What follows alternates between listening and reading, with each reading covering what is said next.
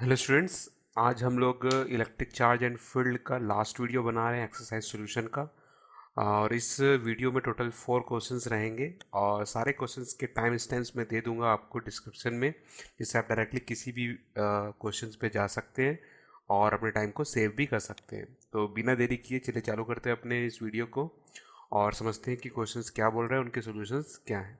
तो सबसे पहला क्वेश्चन हमारा है, A conducting sphere of radius 10 centimetre has an unknown charge। आपका एक स्पीयर है 10 सेंटीमीटर का और उसमें एक चार्ज है, कुछ तो चार्ज है पता नहीं, जो कि अननोन है अभी। If the electric field 20 centimetre from the centre of the sphere is 1.5 into 3 Newton per coulomb. तो बोल रहा है कि जो स्पीयर है आपका, यहाँ मान लीजिए कि अगर ये स्पीयर 10 सेंटीमीटर का है आपका, तो 20 सेंटीमीटर मतलब इसका जस्ट डबल वाला आप एक गॉसियन सरफेस बना सकते हैं। ठीक है, तो 20 सेंटीमीटर पे यहाँ पास में जो इलेक्ट्रिक फील्ड इसको मिल रही है वो आपको 1.5 इंटू 10⁻³ न्यूटन पर कूलम का मिल रहा है एंड पॉइंट्स रेडियली इनवर्ड। और जो इसका इलेक्ट्रिक फील्ड आ रहा है वो अंदर की तरफ ऐसे आ रहा है। ठीक है, इस साइड में ऐसे करके आ रहा है। अब रेडियली है तो मान के चलिए कि जो अननोन चार्ज आपको दिया गया है वो जरूर सेंटर में ही होगा। ठीक है, तभी वो हर जगह में जो इफेक्ट है वो बराबर कर पाएगा। पूछ रहा है what is the net charge on the sphere. तो जो नेट चार्ज इस स्पीयर में है वो कितना है वो आपसे पूछ रहा है। सिंपल सी बात है एकदम।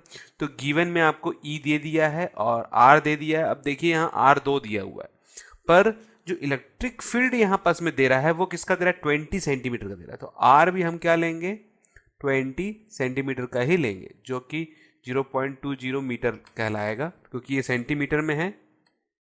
और ई के वैल्यू दे दिया है आपको 1.5 इंटू 10⁻³ न्यूटन पर कूलम। ठीक है, डायरेक्टली फॉर्मूला लगाइए इलेक्ट्रिक फील्ड वाला। इलेक्ट्रिक फील्ड का formula 1/4πε0 Q upon R square. और हमको पूछा नेट चार्ज, तो Q इक्वल टू होगा E इंटू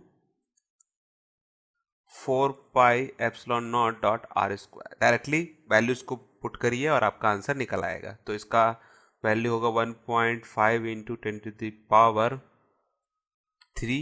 और 4πε0 की जो वैल्यू है तो इसकी जो वैल्यू होगी वो होगी 1/9 इंटू 10⁹ क्योंकि 1/4πε0 की वैल्यू तो 9 10⁹, तो इसको जस्ट मैं ऑपोजिट कर दिया हूँ। और आर के लिए 0.20 है तो 0.2 का स्क्वायर कर दीजिए। और जब इसको आप कैलकुलेट करेंगे, जो कि आपको करना ही है, डायरेक्टली नहीं लिखना है, ठीक है, नहीं तो आप अपना टाइम को वेस्ट करेंगे एग्जाम में। इससे अच्छा है कि आप यहीं प्रैक्टिस करिए, जिससे आप अपने टाइम को सेव भी कर सकते हैं।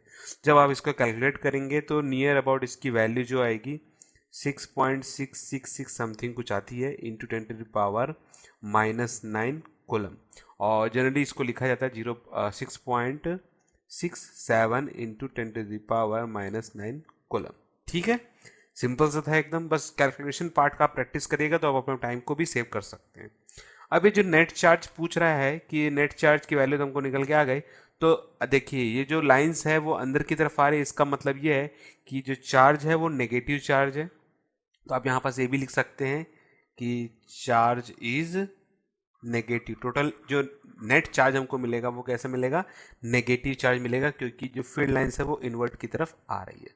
ठीक है, ठीक है, चलिए चलते हैं अगले क्वेश्चन की तरफ। आई होप आपको ये क्वेश्चन समझ में अच्छे से आ गया होगा। ओके स्टूडेंट्स, ये क्वेश्चन भी बहुत ही सिंपल सा है। ये देखिए जितने भी आपके 4 क्वेश्चंस जो अभी बचे हुए हैं वो सब के सब सरफेस चार्ज डेंसिटी और गॉसियन सरफेस के ऊपर, आपका गॉसियन थ्योरम के ऊपर में ही डिपेंडेंट है। तो आपको वो चीज़ें अच्छे से बननी चाहिए, तभी आपको ये बनेगा। ठीक है, अगर आपको गॉसियन सरफेस अच्छे से नहीं समझ में आता है या सरफेस चार्ज डेंसिटी क्या होता है सब नहीं समझ में आता है, तो पहले मेरे गॉसियन सरफेस के वीडियोज़ को देख लीजिएगा आप, तभी इस क्वेश्चन को बनाने की कोशिश करिएगा, नहीं तो आपको डाउट आ सकता है। ठीक है, ठीक है, तो ये क्वेश्चन क्या बोलता है देखते हैं। A uniformly charged conducting sphere of 2.4 meter diameter has a surface charge density। ठीक है, तो टोटल 3 टाइप की डेंसिटीज होती हैं, एक लीनियर चार्ज, एक सरफेस चार्ज, एक वॉल्यूम चार्ज। ठीक है, तो लीनियर चार्ज लैम्डा से डिनोट किया जाता है, सरफेस चार्ज सिग्मा से, और वॉल्यूम चार्ज रो से डिनोट किया जाता है। तो ये सरफेस चार्ज बोल रहा है, मतलब सरफेस पे कितना चार्ज है। तो 80 micro coulomb per metre square का आपका सरफेस चार्ज डेंसिटी है। पूछ रहा है find the charge on the sphere. तो आपका जो स्पीयर है उसके जो सरफेस है उस पर कितना चार्ज है, या फिर ऐसा बोल सकते हैं कि स्फीयर पे कितना चार्ज है। सरफेस चार्ज डेंसिटी, सरफेस पे जो डेंसिटी का चार्ज है वो तो दिया गया है, तो पूछ रहा है कि स्फीयर पे कितना चार्ज है। और सेकंड पूछा what is the total electric flux living the surface of the sphere. तो यहाँ पास में जो आपका जो भी फील्ड लाइंस बन रही है, ठीक है, जब वो इसको काटेगा, ऐसे ब्रेक करेगा, तो यहाँ पास में इलेक्ट्रिक फ्लक्स जनरेट होगा। वो नेट इलेक्ट्रिक फ्लक्स कितना बन रहा है वो हमको फाइंड आउट करके बताना है, ठीक है। तो डायामीटर दे दिया है 2.4 मीटर, तो आर बनेगा 1.2 मीटर का, और सिग्मा यहाँ पास में दे दिया गया है 80 माइक्रो कोलम पर मीटर स्क्वायर का। और हमको फाइंड क्या क्या करना है, क्यू को फाइंड करना है, और सेकंड फाई ई को फाइंड करना है, ठीक है। तो क्यू को फाइंड करने का सिंपल सा एक फॉर्मूला है, स्पीयर का जो फॉर्मूला है। अगर आप स्पीयर वाला अच्छे से पढ़े होंगे, गॉसियन सरफेस वाला, क्योंकि 3 आपके एग्जांपल्स दिए, एप्लीकेशंस दिए गए हैं गॉसियन सरफेस पे, एक लीनियर चार्ज पे और एक प्लेट पे ऐसा करके दिया गया है, और एक स्पीयर वाला दिया गया। तो स्पीयर वाले में क्लियरली बताया गया है कि जो चार्ज है उसका फॉर्मूला होगा 4πr² डॉट सिग्मा। 4πr² मतलब कि स्पीयर का फॉर्मूला हो गया ये वाला, और ये हो गया सिग्मा मतलब सरफेस का हो गया। तो इस तरीके से हम क्यू की वैल्यू को आराम से निकाल सकते हैं, ठीक है।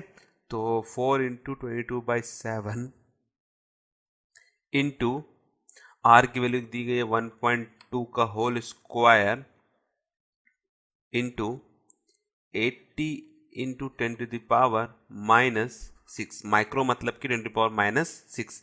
और जब आप इसको सॉल्व करेंगे तो आपका आंसर आएगा 1.448 इंटू 10⁻⁻3 कोलम, ठीक है।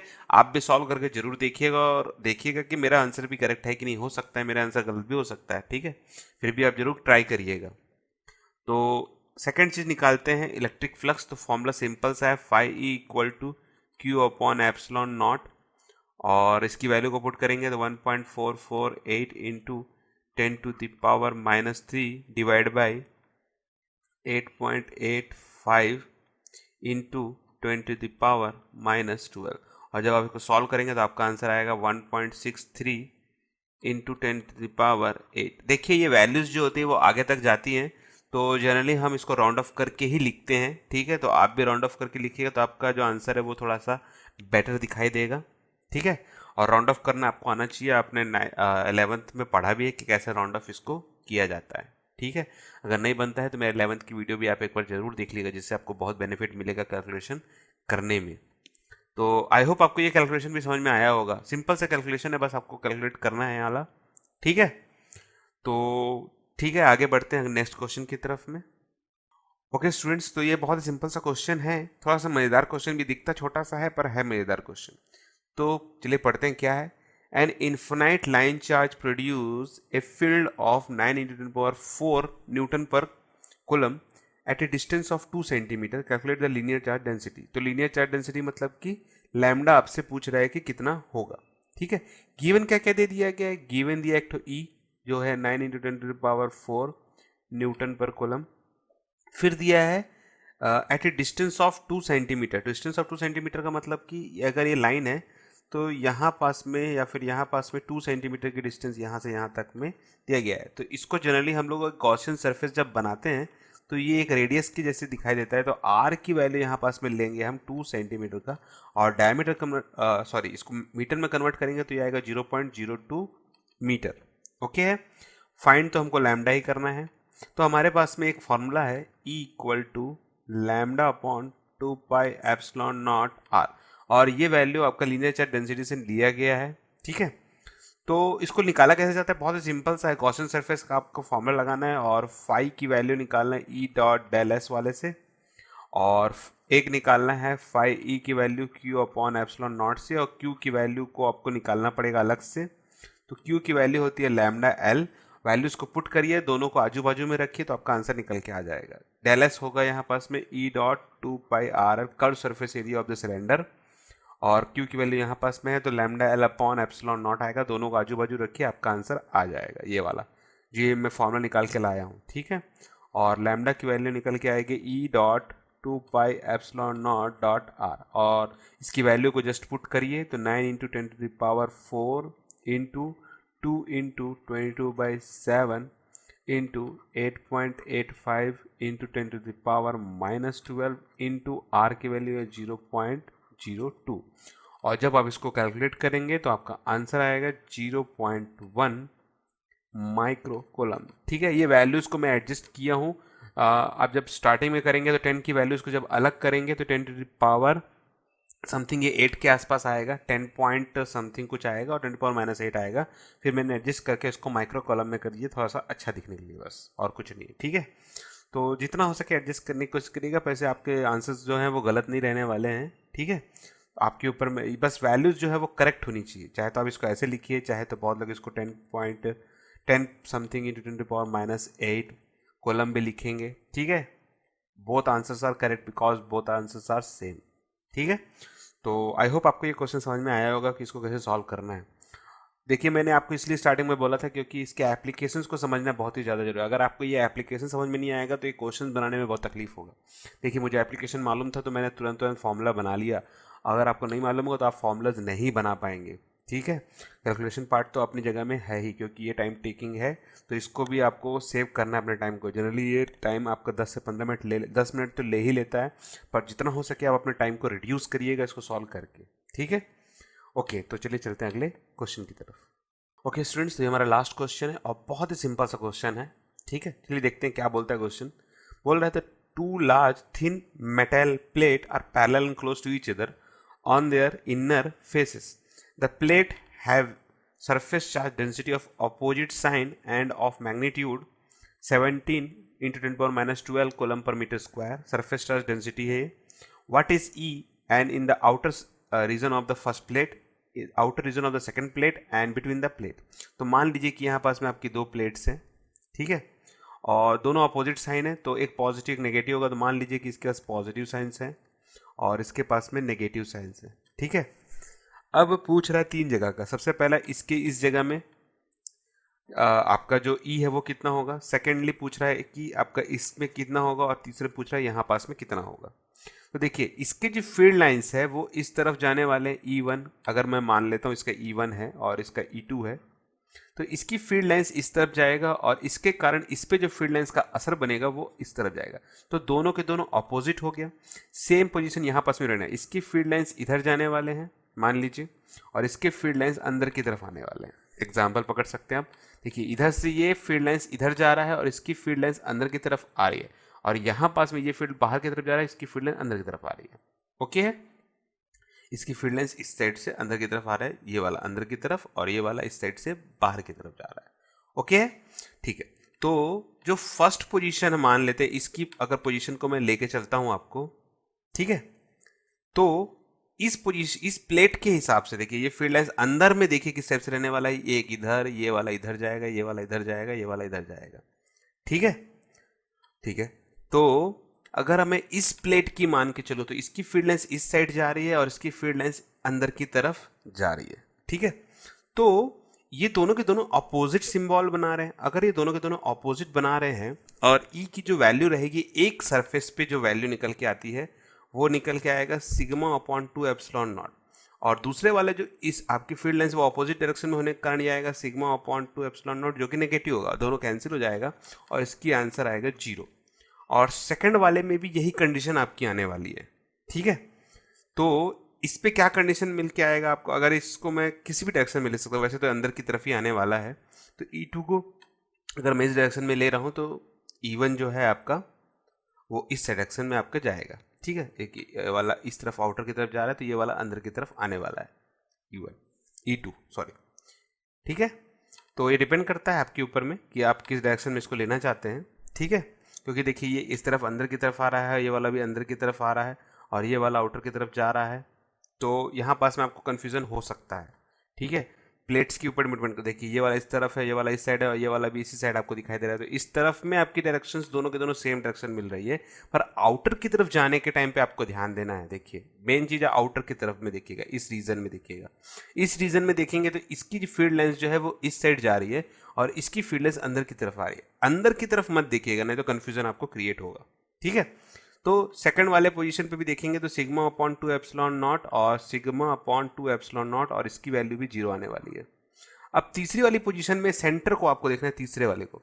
अब इसमें देखेंगे तो ये इसकी जो फील्ड लाइंस है वो अंदर की तरफ जा रही है और इसकी फील्ड लाइंस भी इसी तरफ में जा रही है। तो दोनों की जो डायरेक्शन मिल रही है वो क्या मिल रही है, हमको सेम मिल रही है। तो दोनों की डायरेक्शन सेम मिलने के कारण ये आएगा 2/ε0, और ये भी सेम डायरेक्शन होने के कारण σ/2ε0। देखिए दोनों के डायरेक्शन सेम होने के कारण ये दोनों के दोनों सम हो गए। तो थर्ड रीजन जो सेंटर वाला रीजन है, ठीक है, उसमें आपको दोनों वैल्यू प्लस करना है और इसकी वैल्यू आएगा σ/ε0। अगर आप इसको कैलकुलेट करेंगे तो बस आप वैल्यूज को पुट करिए। तो सिग्मा की वैल्यू आपको दे दिया गया है 17 × 10⁻−22, और ई की वैल्यू हमें मालूम है 8.85 × 10⁻−12। और जब आप इसको कैलकुलेट करेंगे, ठीक है, तो आपका नियर अबाउट आंसर आएगा 1.92 × 10⁻10 न्यूटन पर कूलम। ठीक है, सिंपली था एकदम। आई होप आपको ये आंसर समझ में आया, एक क्वेश्चन समझ में अच्छे से आया होगा। देखिए मेन है आपको समझना है, इस प्लेट पे खाली ध्यान दीजिएगा, आउटर पॉइंट पे, इनर पॉइंट पे मत ध्यान दीजिएगा। इनर पॉइंट अलग दिखाएगा आपको, हमको ध्यान देना है। देखिए लिखा है in the outer region of the first plate, outer region, ये देखिए ये वर्ड को बहुत ज़्यादा ध्यान से दिखेगा। इनर रीजन नहीं लिखा गया, इसीलिए यहाँ पास में सिर्फ और सिर्फ आउटर रीजन लिख दिया स्पेशली। बहुत लोग इसको नहीं पढ़ते हैं और फिर कंफ्यूज हो जाते हैं कि क्या होगा क्या होगा क्या होगा। तो इस चीज़ को आपको बहुत ज़्यादा ध्यान देना है, ठीक है। क्वेश्चन को बारीकी से पढ़िएगा, तभी आप आंसर भी बहुत अच्छे से दे पाएंगे, नहीं तो आपको दिक्कत हो सकती है, ठीक है। तो इसी तरीके से हमारे टोटल 4 क्वेश्चंस कंप्लीट होते हैं और ये चैप्टर भी हमारा कंप्लीट होता है। इस पूरे चैप्टर में अगर आपको डाउट आएगा तो कमेंट सेक्शन में आप जरूर पूछिएगा, विदाउट एनी हेजिटेशन मैं जरूर रिप्लाई करूंगा। टॉपिक के रिलेटेड ही क्वेश्चंस पूछिएगा, ठीक है, इधर उधर की बातें मत पूछिएगा, तो रिप्लाई करने में मुझे आसानी होगी।